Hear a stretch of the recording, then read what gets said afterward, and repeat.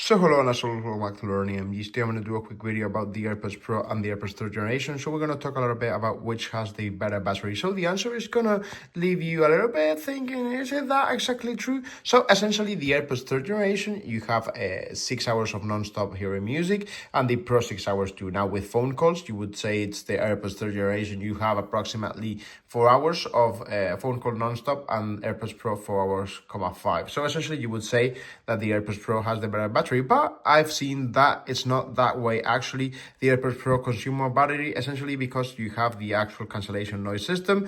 That means that they are using more energy, and essentially you will see that they do tend to actually last less. So the more efficient in terms of actual battery would be the AirPods third generation, and the better quality sound as you've got the cancellation noise activated essentially would be the AirPods Pro. Now it is true that you can have it hear the music with the cancellation noise off, with transparency as Apple calls it, but I do think that it's worth having the cancellation noise on because the experience is just absolutely premium. Okay, so if you've got any questions, just leave it down here in the comments below. Me or anyone from the Learning MG team will answer as shortly as possible, and as always, thank you very much for watching.